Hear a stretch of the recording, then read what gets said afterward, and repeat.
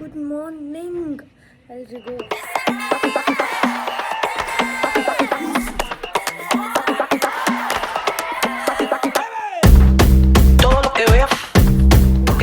Nice day and ಇವತ್ತು vlog ಆಚೆ ಹೋಗಲ್ಲ. ಇವತ್ತಿನ ವ್ಲಾಗಲ್ಲಿ ಮನೇಲಿ ಇರ್ತೀನಿ ನಾನು, ಯಾಕಂದರೆ ಒಂಚೂರು ನನ್ನ ಸ್ಟುಡಿಯೋ ರೂಮ್ನ ಕ್ಲೀನ್ ಮಾಡೋದಿದೆ. ನನ್ನ ಸ್ಟುಡಿಯೋ ರೂಮ್ನ ನೀಟಾಗಿ ನಾನು ನಿಮ್ಗೆ ತೋರಿಸಿಲ್ಲ, ತೋರಿಸ್ತೀನಿ ಆಯಿತಾ ಇವತ್ತು.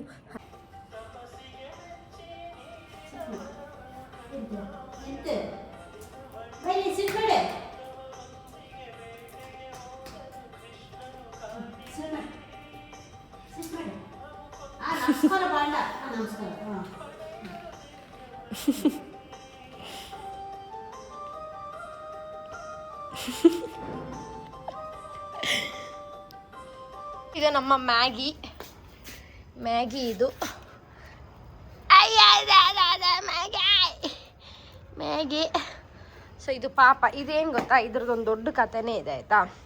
ಅಂದರೆ ನನ್ನ ತಂಗಿ ಕಾಲೇಜಲ್ಲಿ ಓದ್ತಾ ಇರಬೇಕಾದ್ರೆ ಅವಳು ಬರೋ ಟೈಮ್ಗೆ ಡೈಲಿ ಏನಾಗ್ತಿತ್ತು, ಇವಳು ಅಂದರೆ ಇವಳು ಬರಬೇಕಾದ್ರೆ ಅಲ್ಲಿ ಈ ಬೇಕ್ರಿ ಇರುತ್ತಲ್ಲ, ಆ ಟೈಮ್ ಅಲ್ಲಿ ಏನಾದರೂ ಹೋಗಿ ಏನಾದರೂ ತೊಗೊಳ್ಳೋದು ಎಲ್ಲ ಮಾಡ್ತಾ ಇರ್ತಾಳೆ. ಆ ಟೈಮಲ್ಲಿ ಈ ನಾಯಿ ಯಾವಾಗಲೂ ಹೋಗ್ಬಿಟ್ಟು ಅಂದರೆ ಅವಳ ಹತ್ರ ಹೋಗಿ ಕೂತ್ಕೊಳ್ಳೋದಂತೆ. ಇವಳು ಪಾಪ ಡಾಗ್ ಅಲ್ವಾ ಅಂತ ಹೇಳಿ ಬಿಸ್ಕೆಟ್ ಹಾಕೋಳು. ಸೊ ಅವಳು ಆ್ಯಕ್ಚುಲಿ ಬಿಸ್ಕೆಟ್ ಇಸ್ಕೊಂಡು ತಿನ್ಕೊಂಬರೋಳು.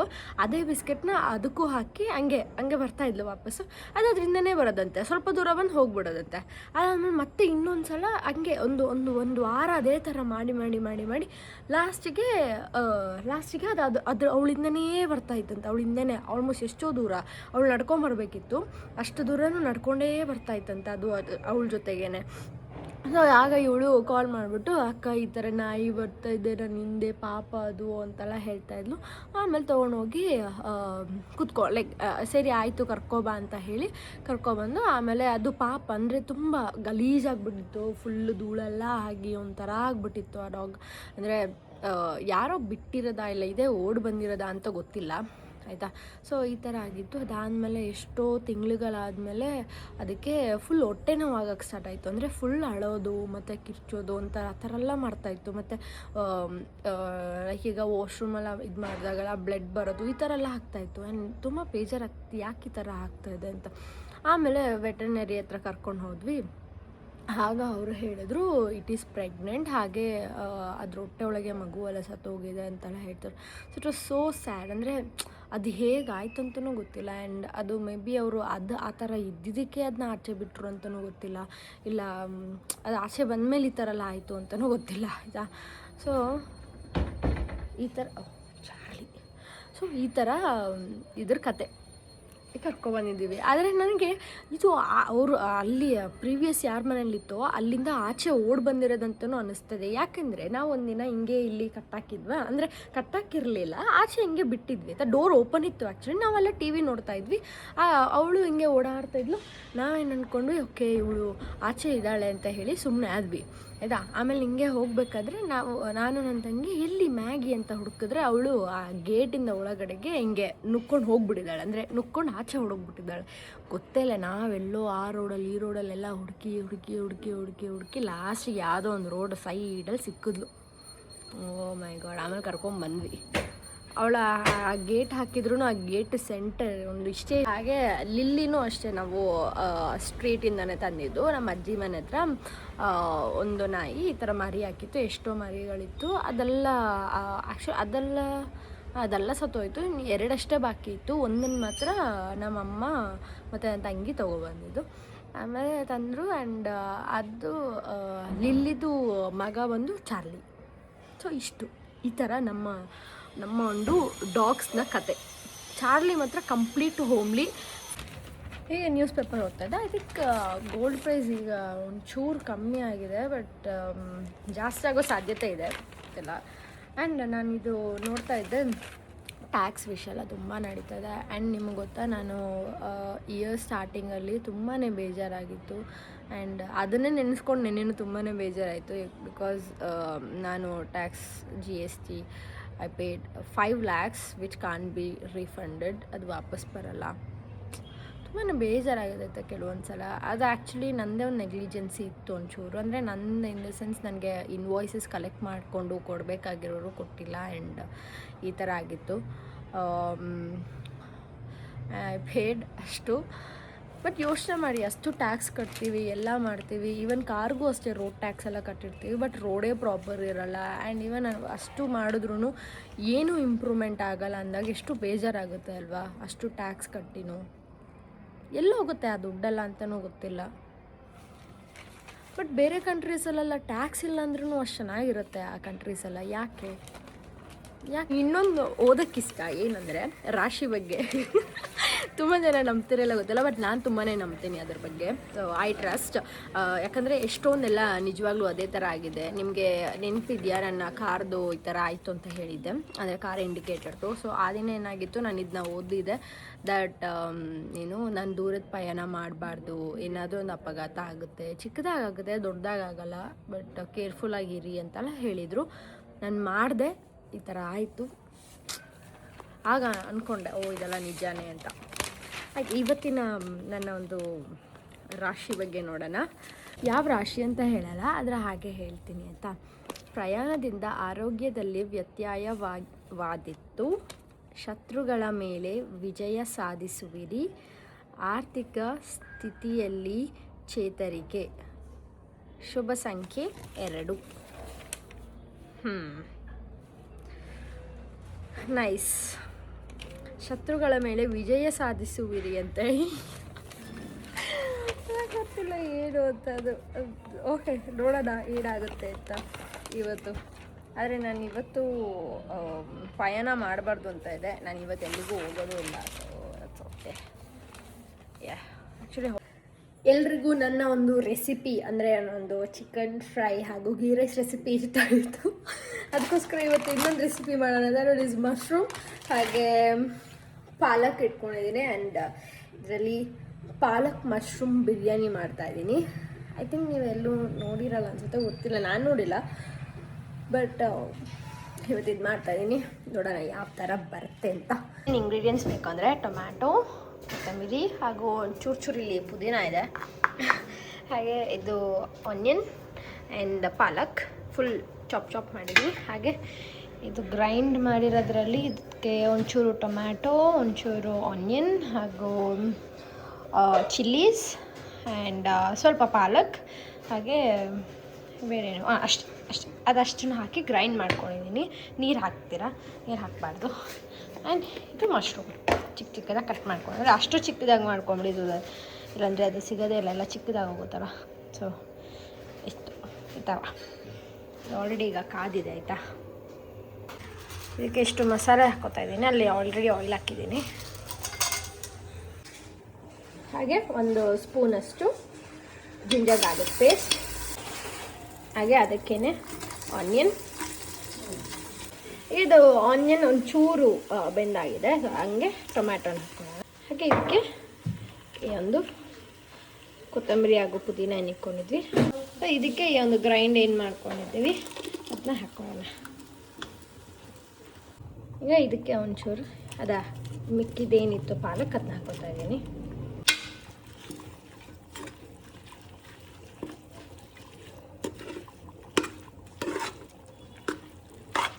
ಒಂಚೂರು ಅರಿಶಿನ,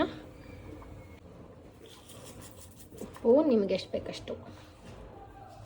ಈ ಥರ ಬಾಯ್ಲ್ ಆಗೋಕ್ಕೆ ಸ್ಟಾರ್ಟ್ ಆಗುತ್ತಲ್ಲ, ಬಾಯ್ಲ್ ಆದಮೇಲೆ ನಾವು ಒಂದು ಮಶ್ರೂಮ್ ಏನಿದೆ ಅದನ್ನ ಹಾಕೊಳ್ಳೋಣ. ಒಂದು 2 ನಿಮಿಷ ಹಾಗೆ ಇದಾಗಲಿ ಆಯಿತಾ, ಸೊ ದಟ್ ಅದೊಂದು ಚೂರು ಮೆತ್ತಗಾಗಲಿ ಅಂತ. ಅದ್ರದ್ದು ವಾಸನೆ ಏನಿದೆ, ಹಸಿ ವಾಸನೆ ಆ ಪಾಲಕ್ದಲ್ಲ ಅದೆಲ್ಲ ಒಂಚೂರು ಹೋಗಲಿ ಅಂತ ಹಾಗೆ ಬಿಡೋಣ. ಒಂದು 2 ಮಿನಿಟ್ಸ್ ಸಾಕು. ನೋಡಿ ಈಗ ಅದು ಕಲರೆಲ್ಲ ಇದಾಗಿದೆ, ಇಷ್ಟು ಸಾಕು. ಈಗ ಇದಕ್ಕೆ ರೈಸ್ ಹಾಕೋಣ. ರೈಸ್ ಹೆಚ್ಚಕೊಂಡು 3 ಗ್ಲಾಸಾ?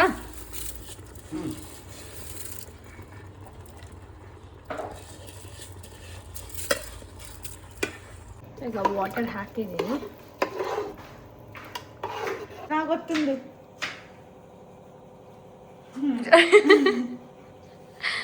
ಇಂತ ಕರೆಕ್ಟ್ ತುಂಡು ಖಾರ ಉಂಡು ಉಂಡ ಅದು ಓಕೆ. ಉಪ್ಪು ಉಂಡು ಉಂಡ ಖಾರ ಸಕ್ಕತ್ತು. ಇದಕ್ಕೀಗ 1 ಫುಲ್ ಲೈಮ್ ಹಾಕ್ಕೊಳ್ಳೋಣ. ಆಯಿತು, ಈಗ ಕ್ಲೋಸ್ ಮಾಡಿದ್ದೀನಿ. ಇದೊಂದು 3 ವಿಸಿಲ್ ಆದಮೇಲೆ ಪ್ರಾಪರ್ ಆಗುತ್ತೆ. ಸೊ ನಮ್ಮ ಪಾಲಕ್ ಮಶ್ರೂಮ್ ಬಿರಿಯಾನಿ ರೆಡಿಯಾಗಿದೆ. ಆಲ್ರೆಡಿ ತಿಂದಿದ್ದಾರೆ ಆಯಿತಾ. ನಾನು ಹೋಗಿ ಒಂಚೂರು ಫ್ರೆಶ್ ಅಪ್ ಆಗಿ ಬರೋಣ ಅಂದ್ಕೊಂಡು ಹೋಗಿದ್ದೆ. ನೋಡಿ, ಹಾಗೆ ಮೊಸರು ಆ್ಯಂಡ್ 1 ಎಗ್. ನೈನಾ ಅಲ್ಲ, Charlie Charlie Charlie Charlie Charlie Charlie. Guys, ಈಗ ಶೂಟ್ ಡೇ. ಆ್ಯಕ್ಚುಲಿ ಇನ್ಸ್ಟಾಗ್ರಾಮ್ಗೆ ಏನೋ ವೀಡಿಯೋ ಹಾಕೋಕ್ಕೆ ನನ್ನ ಹತ್ರ ವೀಡಿಯೋಸೇ ಇಲ್ಲ. ಅದಕ್ಕೋಸ್ಕರ ಈಗೊಂದು ವೀಡಿಯೋ ಶೂಟ್ ಮಾಡೋಣ ಅಂತ. ಅದರಲ್ಲೊಂದು 3-4 ಕೈಂಡ್ಸ್ ಆಫ್ ವಿಡಿಯೋ ಮಾಡೋಣ ಅಂತ. ಒನ್ ಈಸ್ ಮೇಕಪ್ ಸೀರೀಸ್ ಆಗಿ, ಒಂದು ಫ್ಯಾಷನ್ ಆಗಿ, ಬೇರೆ ಏನಾದರೂ ಮಾಡೋಣ ಅಂತ. ಹಾಗೆ ಯಾರೆಲ್ಲ ಹೇಳ್ತಾ ಇದ್ದಾರೆ ನಿಂದು ಯಾವಾಗಲೂ ಇದೇ ಆಯಿತು, ಮೇಕಪ್ ಆಯಿತು, ಫ್ಯಾಷನ್ ಆಯಿತು, ಇದೇ ಆಯಿತು ಅಂತ. ಆ್ಯಕ್ಚುಲಿ ಇನ್ಸ್ಟಾಗ್ರಾಮ್ ಇರೋದೇ ಆ ಪ್ಲ್ಯಾಟ್ಫಾರ್ಮ್ಗೆ, like what you are talented in ಅದನ್ನ ತೋರ್ಸೋಕ್ಕೆ, ಅಥವಾ ಏನಾದರೂ ಒಂದು ಪಾಡ್ಕ್ಯಾಸ್ಟ್ ಆಗಲಿ, ಇಲ್ಲ ಏನಾದರೂ ಸಮಥಿಂಗ್ ಗುಡ್ ಅನ್ನೋದನ್ನ ತೋರಿಸೋದಕ್ಕೋಸ್ಕರನೇ ಕ್ರಿಯೇಟರ್ಸ್ ಅಂತ ಕರೆಯೋದು. ಹಾಗೆ ಕಾಂಟೆಂಟ್ ಕ್ರಿಯೇಟರ್ಸ್ ಅಂತ ಹೇಳೋದು ಅದಕ್ಕೆ ನಾವು ಅಲ್ಲಿ ಅದನ್ನು ಪೋಸ್ಟ್ ಮಾಡ್ತೀವಿ. ನಾನು ಅದನ್ನ ಯೂಟ್ಯೂಬಲ್ಲಿ ಮಾಡ್ತಾಯಿಲ್ಲ, ಯಾಕಂದರೆ ಯೂಟ್ಯೂಬಲ್ಲಿ ಡೈಲಿ ವ್ಲಾಗ್ಸ್ ಮಾಡೋಣ ಅಂತ ಹೇಳೋದು. ಇದರಲ್ಲಿ ಇದನ್ನ ಮಾಡ್ತಾ ಹೋಗ್ತಾಯಿದ್ದೀನಿ. ಇದರಲ್ಲಿ ನಾನು ಮೇಕಪ್ ವಿಷಯ ಜಾಸ್ತಿ ತೆಗಿತಾ ಇಲ್ಲ. ಬಟ್ ಯಾವಾಗಾದ್ರು ಒಂದಿನ ಐ ವಿಲ್ ಡೂ, ಅಂದರೆ ವೀಕ್ಲಿ ಒನ್ಸ್ ಅಥವಾ ಮಂತ್ಲಿ ಒನ್ಸ್ ನನ್ನ ಒಂದು ಮೇಕಪ್ ರೂಟೀನ್ ಹಾಗೆ skin care routine monthly once change ಆಗ್ತಾ ಇರುತ್ತೆ. ಸೊ ಅದಕ್ಕೋಸ್ಕರ ನಾನು ಮಾಡ್ತೀನಿ. ಆ್ಯಂಡ್ ಆ ಥರ ಕಮೆಂಟ್ ಆಗ್ತಿರೋರು ಒಂದು ಸ್ವಲ್ಪ ಜನ ಹುಡುಗಿರು ಇದ್ದಾರೆ. ಐ ಡೋಂಟ್ ನೋ ಯಾಕೆ ಈ ಥರ. Don't be that. ಓಕೆ, ಬಾಯ್. ನಾನು ವೀಡಿಯೋ ಶೂಟ್ ಮಾಡಿ ಬರ್ತೀನಿ. ಸೊ ಇವತ್ತು ನನ್ನ ಡಿನ್ನರ್ಗೆ ಇದು ಮಲ್ಟಿಗ್ರೇನ್ ದೋಸೆ, ಹಾಗೆ ಮಶ್ರೂಮ್ ಪಲ್ಯ, ಹಾಗೆ ಇದು ಈಗ ಸ್ನ್ಯಾಕ್ಸಿಗೆ ಮಾಡಿದ್ರೆ ತಿಂದಿಲ್ಲ, ಈಗ ತಿಂತಾಯಿದ್ದೀನಿ ಬಜ್ಜಿ. ಇವತ್ತು ನನಗೆ ತುಂಬಾ ನಿದ್ದೆ ಬರ್ತಾಯಿದೆ, ಯಾಕೆ ಗೊತ್ತಿಲ್ಲ. ಇಲ್ಲ ಯಾರಾದರೂ ನೆನೆಸ್ಕೋತಾ ಇರಬೇಕೇನೋ. ಓಕೆ. ಸೊ ನಮ್ಮ ಒಂದು ಬುಕ್ ಐಕಿಗಾಯ್ ಬುಕ್ ಆಲ್ಮೋಸ್ಟ್ ನಾವು ಇಷ್ಟು ಪೇಜ್ ಓದಿದ್ವಿ. ಸೊ ಇವತ್ತಿನ ಟಾಪಿಕಲ್ಲಿ, ಅಂದರೆ ಈ ಬುಕ್ನ ಟಾಪಿಕಲ್ಲಿ ಯಾವುದು ಓದ್ತಾ ಇದ್ದೀವಿ ಅಂದರೆ, ಇಟ್ಸ್ ಆಲ್ ಅಬೌಟ್ ಸ್ಟ್ರೆಸ್. ಆ ಸ್ಟ್ರೆಸ್ ಅನ್ನೋದು ನಮಗೆ ಬಂದಾಗ ಏನೇನು ಆಗುತ್ತೆ, ಆ್ಯಂಡ್ ಆ ಸ್ಟ್ರೆಸ್ನ ಹೋಗಿಸ್ಕೊಳ್ಳೋಕ್ಕೆ ಏನೇನು ಮಾಡಬೇಕು, ಆ್ಯಂಡ್ ಏನೇನ ಅವಾಯ್ಡ್ ಮಾಡಬೇಕು ಅನ್ನೋದನ್ನ ಇವ್ರು ನಮಗೀಗ ಹೇಳ್ಕೊಡ್ತಾರೆ. ಹಾಗೆ ಫಸ್ಟ್, ನಿಮ್ಮಲ್ಲಿ ಯಾರಾದರೂ ಈಗ ಸ್ಟ್ರೆಸ್ಡ್ ಆಗಿದ್ದೀರಾ? Please don't get stressed. ಈಗ ಸ್ಟ್ರೆಸ್ ಬಗ್ಗೆ ಹೇಳ್ತಿದ್ದಾರೆ. ಅಂದರೆ ಸ್ಟ್ರೆಸ್ ಹೇಗೆ ನಮ್ಮ ಒಂದು ಅಂದರೆ ತುಂಬ ವರ್ಷ ಬದುಕ್ತೀವಲ್ವ, ಅದನ್ನು ಯಾವ ಥರ ತಡೀತಾ ಇದೆ ಅನ್ನೋದನ್ನ ಹೇಳ್ತೀನಿ. ಈಗಿನ ರಿಸರ್ಚ್ ಪ್ರಕಾರ ನಮ್ಮ ಒಂದು ಅಂದರೆ ಆ್ಯಕ್ಚುಲಿ ನಮ್ಮ ಏಜ್ಗಿಂತನೂ ತುಂಬ ದೊಡ್ಡವರಾಗಿ ಕಾಣಿಸ್ತೀವಿ ಅಂತೆ. ಈಗ ನಾನೀಗ 2000 ಬಾರ್ನ್, ಅದೇ ಈಗ 2004 or 3 ಈ ಥರ ಬಾಂಡ್ಸ್ನ ನೋಡಿದ್ರೆ ಅವರು ಆಲ್ರೆಡಿ ದೊಡ್ಡವ್ರ ಥರ ಕಾಣಿಸ್ತಿರ್ತಾರೆ. ಅಂದರೆ ಅವ್ರ ಲೈಫಲ್ಲಿ ಅಷ್ಟು ಸ್ಟ್ರೆಸ್ ಇರುತ್ತೆ ಅವ್ರಿಗೆ, ಅಷ್ಟು ಐ ಮೀನ್ ಸ್ಟ್ರೆಸ್ಡ್ ಲೈಫ್ ಆಗಿರೋದ್ರಿಂದ. ಅದು ಯಾಕೆ ಅಂತ ಗೊತ್ತಿಲ್ಲ, but may be they are very stressed. And ಅದರಿಂದ ಅವರ ಏಜಿಂಗ್ ಸ್ಪೀಡ್ ಕೂಡ ಜಾಸ್ತಿ ಆಗಿದೆ. ಹಾಗೆ ಅವರ ಸೆಲ್ಸ್ ಕೂಡ ತುಂಬಾ ಬೇಗನೆ ಡ್ಯಾಮೇಜ್ ಆಗುತ್ತೆ. The body stays in emergency mode. So ಈ ಥರ ಈಗ ನಾವಾದರೆ ಈಗೀಗಷ್ಟೇ ಆ ಸ್ಟ್ರೆಸ್ ಲೈಫ್ ಅನ್ನೋದನ್ನ ನೋಡ್ತಾ ಇದ್ದೀವಿ. ಬಟ್ ಅವ್ರಿಗೆಲ್ಲ ಹೇಗಾಗಿರುತ್ತೆ ಅಂದರೆ, ತುಂಬ ಚಿಕ್ಕ ವಯಸ್ಸಿಂದನೇ, ಅಟ್ಲೀಸ್ಟ್ ಒಂದು 4th 5th ಸ್ಟ್ಯಾಂಡರ್ಡಿಂದನೇ ಅವ್ರಿಗೆ ಅದೊಂದು ಸ್ಟ್ರೆಸ್ ಮೋಡ್ ಬಂದುಬಿಟ್ಟಿರುತ್ತೆ. ಆ್ಯಂಡ್ ಸ್ಟ್ರೆಸ್ ಮೋಡ್ ಅಂದರೆ ಅವ್ರಿಗೆ ಆಲ್ರೆಡಿ ಮೊಬೈಲ್ಸ್ ಅದು ಇದೆಲ್ಲ ಕೈಗೆ ಬಂದುಬಿಟ್ಟಿದೆ. ನಮ್ಗೆ ಆ ಥರ ಎಲ್ಲ ಇರಲೇ ಇಲ್ಲ 5th 6th. ನಮಗೆ ಮೊಬೈಲ್ ನನಗೆ ಕೈಗೆ ಸಿಕ್ಕಿದ್ದೇನೆ 10th 9th something, 10th 9th ಅದೇ 10th ಸಿಕ್ಕಿತ್ತು. ಬಟ್ ಏನು ಅಷ್ಟೇನು ಯೂಸ್ ಮಾಡ್ತಾ ಇರಲಿಲ್ಲ, ಅದು ಎಮರ್ಜೆನ್ಸಿಗೆ ಅಷ್ಟೇ ಯೂಸ್ ಮಾಡ್ತಿದ್ದಿದ್ದು ಅಷ್ಟೇ. ಸೊ ಈ ಥರ ಇರ್ತಿತ್ತು. ಬಟ್ ಈಗಿನ ಮಕ್ಕಳು ಏನು ಮಾಡಿದ್ದಾರೆ ಅಂದರೆ, ಅವ್ರಿಗೆ ಆಲ್ಮೋಸ್ಟ್ ಚಿಕ್ಕ ವಯಸ್ಸಿಂದನೇ ಅವ್ರಿಗೆ ಮೊಬೈಲ್ ಆಗಿಬಿಟ್ಟಿರುತ್ತೆ. ಆ್ಯಂಡ್ ಅವರೊಂದು ಆ ಫೋನ್ನ ನೋಡಿ ನೋಡಿ ನೋಡಿ ನೋಡಿ ಆ ಕಣ್ಣಿಗೂ ಸ್ಟ್ರೆಸ್, ಬ್ರೈನ್ಗೂ ಸ್ಟ್ರೆಸ್, ಎಲ್ಲದಕ್ಕೂ ಸ್ಟ್ರೆಸ್. ಊಟ ಮಾಡಿ ಅಂದರೆ ಊಟ ಮಾಡ್ಬೇಕಾದ್ರೂ ಮೊಬೈಲ್, ಅದು ಸ್ಟ್ರೆಸ್ ಆಗಿ ಅವರ ಏಜ್ಗಿಂತನೂ ಅವರು ದೊಡ್ಡವರಾಗಿ ಕಾಣಿಸ್ತಾರೆ. ಸಿಂಪಲಾಗಿ ಹೇಳಬೇಕು ಅಂದರೆ, more stress is equal to more damage is equal to faster ageing. ಆಗ ಯಾವ ಥರ ಇತ್ತು ಅಂದರೆ ಸ್ಟ್ರೆಸ್ ಯಾವಾಗಂದರೆ ಈಗ ಏನಾದರೂ ರಿಯಲ್ ಡೇಂಜರ್ ಇದ್ದಾಗ ಮಾತ್ರ ಸ್ಟ್ರೆಸ್ ಆಗುತ್ತೆ. ಈಗ ನಾವೇ ಅಂದ್ಕೊಳ್ಳೋಣ, ಈಗ ನಾನು ಸ್ಪೋರ್ಟ್ಸಲ್ಲಿದ್ದೆ, ಡ್ಯಾನ್ಸಲ್ಲಿದ್ದೆ, ಸೊ ಆ ಟೈಮಲ್ಲಿ ನನಗೆ ಸ್ಟ್ರೆಸ್ ಆಗ್ತಿತ್ತು. ಅಯ್ಯೋ ಯಾವ ಥರ ಮಾಡಲಿ, ಇದನ್ನ ಹಿಂಗೆ ಮಾಡಿದ್ರೆ ಲೈಕ್ ತಪ್ಪಾಗಿದ್ರೆ ಏನು ಮಾಡೋದು ಅಂತೆಲ್ಲ ಆ ಒಂದು ಸ್ಟ್ರೆಸ್ಸಲ್ಲಿ ಇರ್ತಾಯಿದ್ವಿ. ಸೊ ಈ ಥರದೊಂದು ಸ್ಟ್ರೆಸ್ಸಲ್ಲಿ ತುಂಬ ಜನ ಆಗಿರ್ತಾಯಿದ್ರು. ಇಲ್ಲ ಮೋಸ್ಟ್ ಆಫ್ ದಿ ಟೈಮ್ ಅವರು ರಿಲ್ಯಾಕ್ಸ್ ಆಗೇ ಅಂದರೆ ನಾವೆಲ್ಲ ರಿಲ್ಯಾಕ್ಸ್ ಆಗೇ ಇರ್ತಾಯಿದ್ವಿ. ಬಟ್ ಈಗ ಮಾಡ್ರನ್ ಹ್ಯೂಮನ್ಸ್ ಏನಾಗಿದ್ದೀವಿ ಅಂದರೆ ಎವ್ರಿ ಡೇ ಸ್ಟ್ರೆಸ್ಸಲ್ಲಿ ಇರ್ತೀವಿ. And work pressure, phone notification, messages, ನ್ಯೂಸಿಂದ ಸ್ಟ್ರೆಸ್. ಹಾಗೆ ನಮ್ಮ ಬ್ರೈನ್ ಹೇಗಿರುತ್ತೆ ಅಂದರೆ ಯಾವಾಗಲೂ ಡೇಂಜರ್ ಮೋಡಲ್ಲೇ ಇರುತ್ತೆ. ಈಗ ಡೇಂಜರ್ ಆಗುತ್ತೆ, ಡೇಂಜರ್ ಅಂತ ಅದೊಂದು ಅಲರ್ಟ್ ಬರ್ತಾನೆ ಇರುತ್ತೆ. ಸೊ ಅದರಿಂದ ಆ ಸ್ಟ್ರೆಸ್ನ ನಮಗೆ ಕಂಟ್ರೋಲ್ ಮಾಡೋಕ್ಕೆ ಆಗಲ್ಲ. ಆ ಟೈಮಲ್ಲಿ ನಮ್ಮ ಏಜಿಂಗ್ ಇನ್ನೂ ಫಾಸ್ಟರ್ ಆಗುತ್ತೆ. ಐಕಿಗಾಯ್ ಅವರ ಒಂದೇ ಮೆಸೇಜ್ ಫಾರ್ ಸ್ಟ್ರೆಸ್ ಏನು ಅಂದರೆ, remove all the stress, reduce unnecessary stress, balance effort with rest, slow down the mind. A calm mind is equal to a healthier body is equal to a longer life. So ಇಷ್ಟು ಇವರು stress ಬಗ್ಗೆ ಹೇಳ್ತಾ ಇದ್ದಾರೆ. So ಇವ್ರ ಲೈಫಲ್ಲಿ ಹೇಗೆ ಅಂದರೆ ಅವರು ಸ್ಟ್ರೆಸ್ ಎಲ್ಲ ಅಷ್ಟು ತೊಗೊಳ್ಳೋದೇ ಇಲ್ಲ. ಇವತ್ತಿನ ಈ ಒಂದು ಬುಕ್ ಬಗ್ಗೆ ನಾನು ಜಸ್ಟ್ ಸ್ಟ್ರೆಸ್ ಬಗ್ಗೆ ಹೇಳಿದೆ ಅಷ್ಟೇ. ಸೊ ನಾನು ಅದು ಬುಕ್ ಓದ್ದಿರೇ ನಾನು ಮುಂಚೆನೂ ಎಷ್ಟೋ ಸಲ ಹೇಳಿದ್ದೀನಿ, ಡೋಂಟ್ ಗೆಟ್ ಸ್ಟ್ರೆಸ್ಡ್ ಅಂತ. ಬಿಕಾಸ್ ನನಗದೊಂದು ಅನುಭವ ಆಗಿದೆ. ಅದೊಂದು ಸ್ಟ್ರೆಸ್ ತೊಗೊಂಡು ಏನೇನೆಲ್ಲ ಹೆಲ್ತ್ ಇಶ್ಯೂಸ್ ಆಯಿತು ಅಂತ ಗೊತ್ತು. ತುಂಬ ಜನ ಹೆಣ್ಮಕ್ಳು ಕೇಳ್ತಿದ್ದೀರಾ PCOD, PCOS ಈ ಥರ ಎಲ್ಲ ಇದನ್ನು ಹೇಗೆ ಕಂಟ್ರೋಲ್ ಮಾಡೋದಂತ. ಫಸ್ಟ್ ನಾವು ಸ್ಟ್ರೆಸ್ನ ಕಂಟ್ರೋಲ್ ಮಾಡಬೇಕು, ಆಗ ಎಲ್ಲ ಆಟೋಮ್ಯಾಟಿಕ್ಕಾಗಿ ಆಗುತ್ತೆ. ಆ್ಯಂಡ್ ನಮ್ಗೆ ಏನಾದರೂ ಸ್ಲೀಪ್ ಸೈಕಲ್ ಡ್ಯಾಮೇಜ್ ಆದರೆ, ಸ್ಲೀಪ್ ಸೈಕಲ್ ಏನಾದರೂ ಮಿಸ್ ಆದರೆ ಮಾತ್ರ ನಾವು ತುಂಬ ಬೇಗನೆ ವೆಯ್ಟ್ ಗೇನ್ ಆಗೋದೆಲ್ಲ ಇರುತ್ತೆ. ಸೊ ಆದಷ್ಟು ಸ್ಟ್ರೆಸ್ನ ಕಮ್ಮಿ ಮಾಡ್ಕೊಳ್ಳಿ. And that's okay. Like don't be so stressed, B com. ಅಂದರೆ ಎಲ್ಲನೂ ನೀವೇ ನಿಮ್ಮ ತಲೆ ಮೇಲೆ ಹಾಕ್ಕೊಳ್ಳೋಕೆ ಹೋಗಬೇಡಿ. ಫಸ್ಟ್ ನಿಮ್ಮನ್ನು ನೀವು ನೋಡ್ಕೊಳ್ಳಿ ಆಯಿತಾ?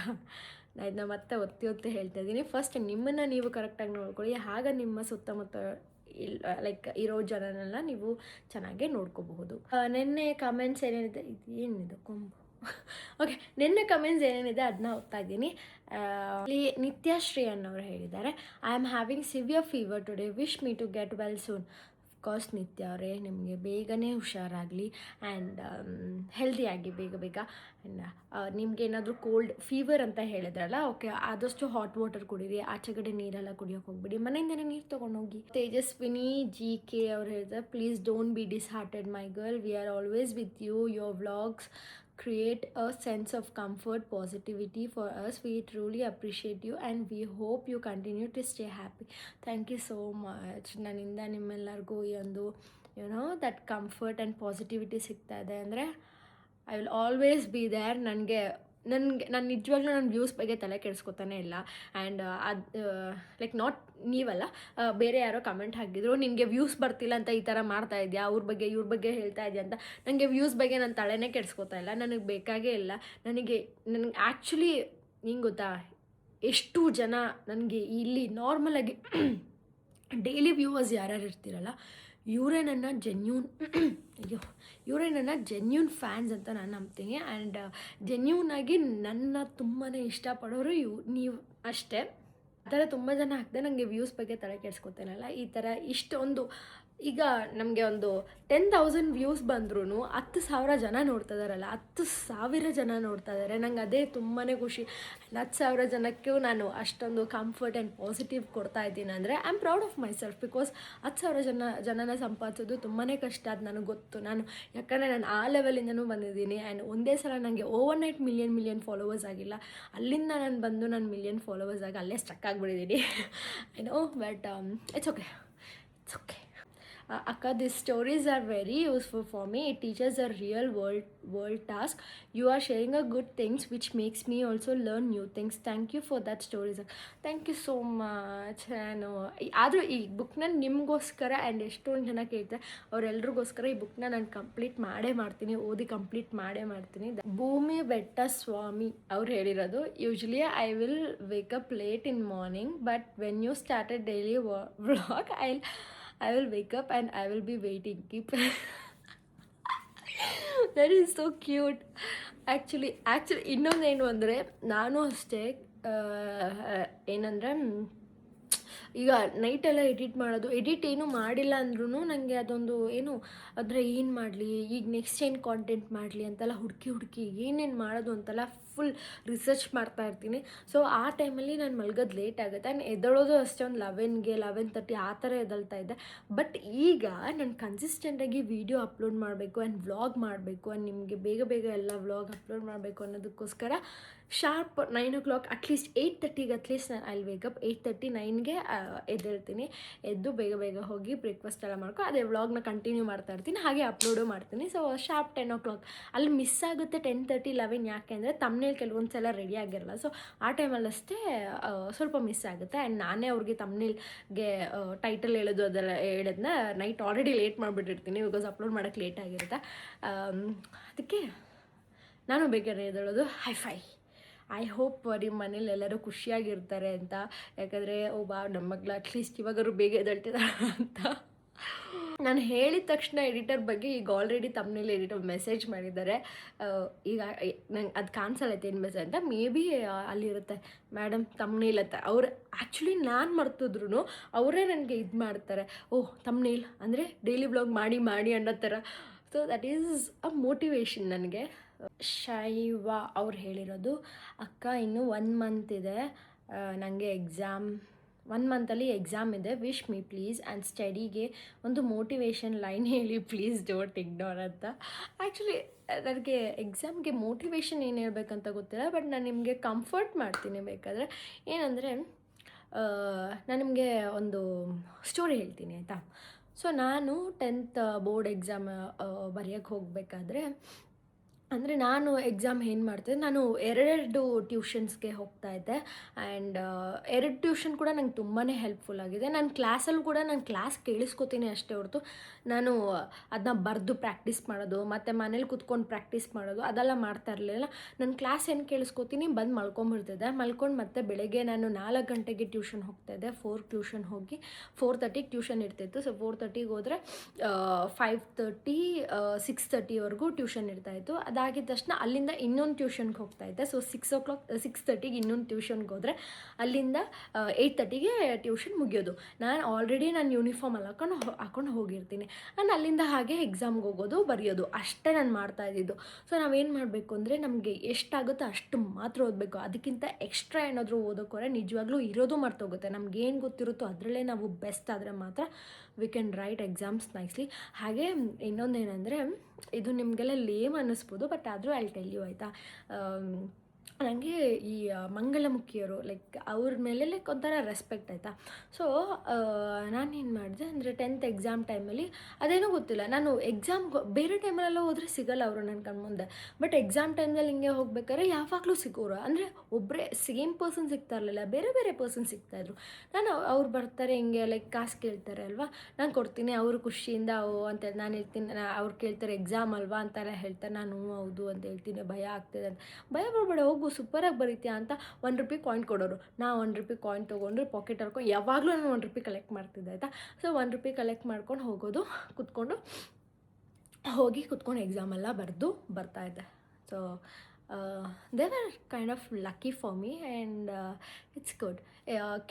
ಕೆಲವೊಬ್ಬರೆಲ್ಲ ತುಂಬಾ ಒಳ್ಳೆಯವರು ಇರ್ತಾರೆ, ಇನ್ನು ಕೆಲವೊಬ್ಬರು ಮಾತ್ರ ಲೈಕ್ ಮೇ ಬಿ ನೀವೀಗ ಅನ್ಕೊತಿರ್ಬೋದು, ಇಲ್ಲ ಅವ್ರು ಈ ಥರ ರಫಾಗಿ ಮಾತಾಡ್ತಾರೆ, ರೂಡಾಗಿ ಮಾತಾಡ್ತಾರೆ ಅಂತ. ಇನ್ನು ಕೆಲವೊಬ್ರು ಆ ಥರ ಆಗಿರ್ಬೋದು, ಬಿಕಾಸ್ ಅವ್ರ ಮೈಂಡ್ಸೆಟ್ ಆ ಥರ ಆಗಿಬಿಟ್ಟಿರುತ್ತೆ, ಎಲ್ಲರೂ ಅವ್ರನ್ನ ಆ ಥರ ಟ್ರೀಟ್ ಮಾಡಿ ಅಷ್ಟೇ.